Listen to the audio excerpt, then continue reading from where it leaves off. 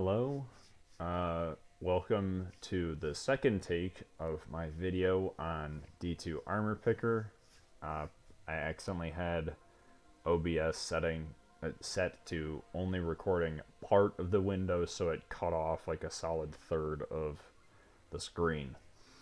So yeah, this is round two. Sorry if this is a little scuffed. Okay, so this is a website that allows you to visualize your builds for Destiny 2. It's extremely useful. I use it pretty much every single time I want to make a build. I find it more useful than Destiny Item Manager and much easier to use. So the link is just d2armorpicker.com /# This is the version 2.1.1 of D2armorpicker. And initially when you go to the website, it's going to prompt you to log in with your Bungie.net ID or whatever. So I selected Steam because that's the platform that I play on, and I logged in through that. So initially, the first part that you're going to want to do is select your character. I'm on my Titan right now. I'm going to be making a build for Icefall Mantle because it's about to get a pretty nice buff, which will allow you to cancel the overshield by pressing the class ability key a second time, which will be very, very nice. And that buff is coming out next week with the 30th anniversary pack. Or rather, it's a change or fix to the exotic. They didn't list it as a buff, but I really see it as such. So we're going to ignore the stats you want to achieve right now. We're going to ignore the mod slot limitation. We're going to come down here to exotic. So I'm going to select Icefall Mantle because that's what I want. It's going to pop up a blue square around the exotic to highlight it. And as you can see on the right in the results section, every single one of these has Icefall Mantle as a part of it.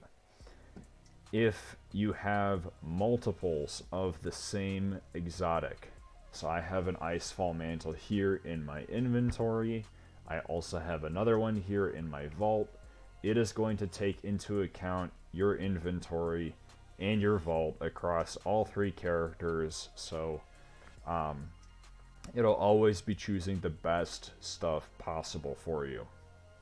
So now that we have selected an exotic, we're going to come down here to the bottom to advanced settings. We're going to want to assume all legendary items are masterworked, all exotic items are masterworked, all class items are masterworked. And also I have selected that it ignores armor elemental affinities on masterworked armor because you can always change that and the material cost really isn't that great. It's the same cost as if you were masterworking a new piece of armor. So yeah, that's really not that bad. And then I'm going to leave the other stuff to the defaults. So now we're going to come to the desired mod and skill selection portion. So for Charge of Light mods, I'm going to be using Protective Light because I always use Protective Light. People call it a crutch, but they die faster than I do. And then also down here, because this is a stasis build, this is a really nice example. If we pop over to the game real quick, we're going to go take a look at the Behemoth subscreen. For this build, I'm going to be using Glacier Grenades, Tectonic Harvest, and then also I'm going to be using Diamond Lance because this one is getting a very nice buff that increases the fragment slots to 3, and it's also going to do more damage, I believe, and you can also create them using stasis weapons, which is pretty cool. And then for the fragments that I'm going to be using, I'm going to be using fissures, shards, conduction, rending, and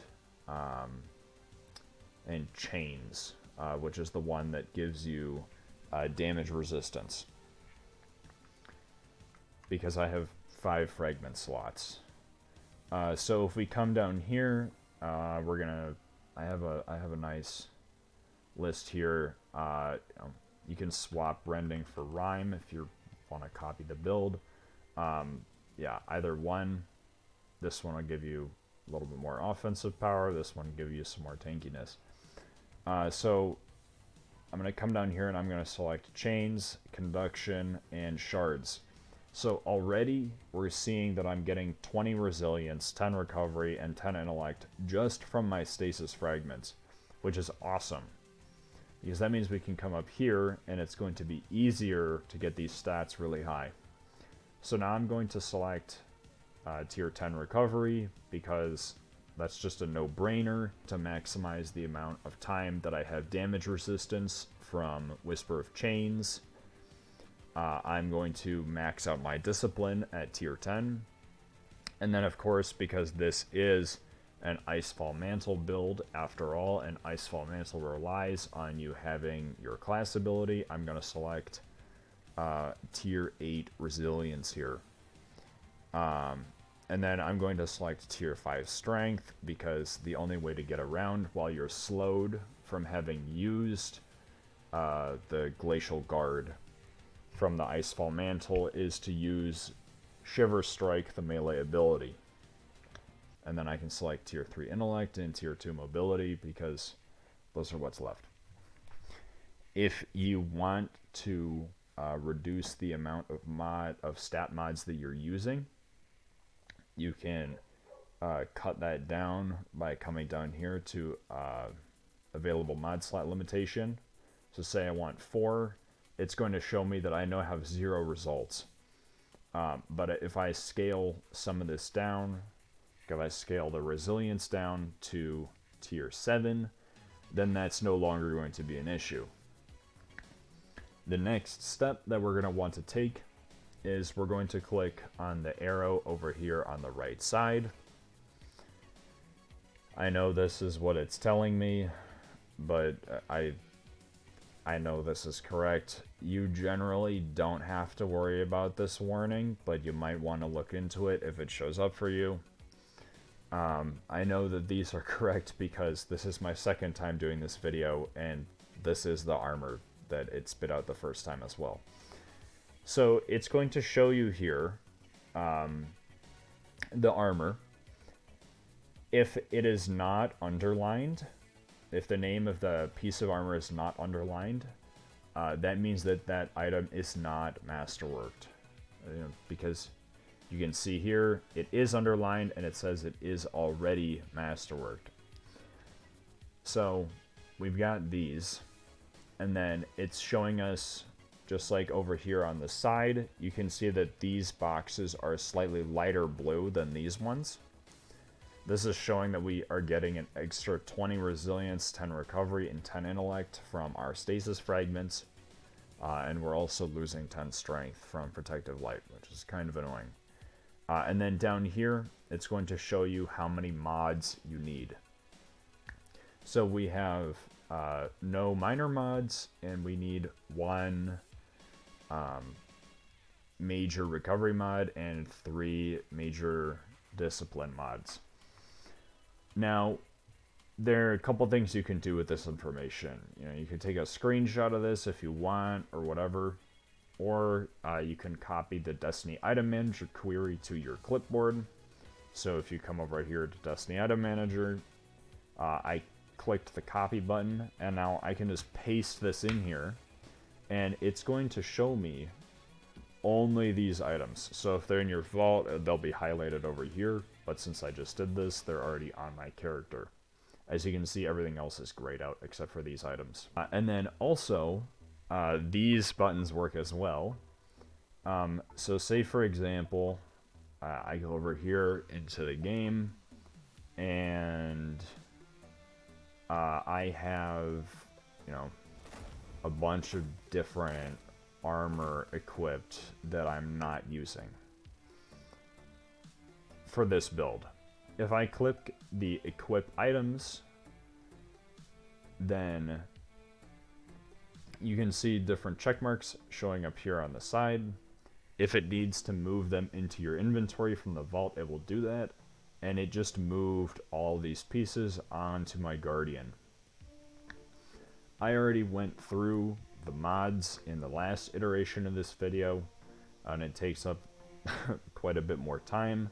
But you can see that I have one recovery mod here, one discipline, two discipline, and then I have a second recovery mod here as well that I can swap out for something else if I have chains, because that's going to bring me up to 110. So let's say if I wanted, I can put this on more resilience. So altogether, these are, you know, the exact items that D2armorpicker just spit out. So I didn't have to do any work in game doing math or anything like that. I didn't have to get out a calculator or pencil and paper or anything like that. I just went and clicked a couple buttons, and bada bing, bada boom, it just spits out builds for you. So yeah, if you have any questions at all about any of this stuff, please do not hesitate to reach out to me. I will be more than happy to help you out. I think this kind of stuff is super, super interesting. Otherwise, I'm going to be making a fair number of other videos covering other very useful Destiny 2 resources, such as different data spreadsheets and stuff like that, and also other tools that are similar to this. Yeah, so please let me know if next time you think I should use a script. I kind of just, you know, did this on a whim. But yeah, I hope this helps you guys out. And again, please let me know if you have any questions. The links for all of these videos and the resources that they accompany will be posted in the revamped Useful Tools channel, which is coming very soon to the Discord. I have it currently in the under construction area that no one can see except for me. Yeah, awesome.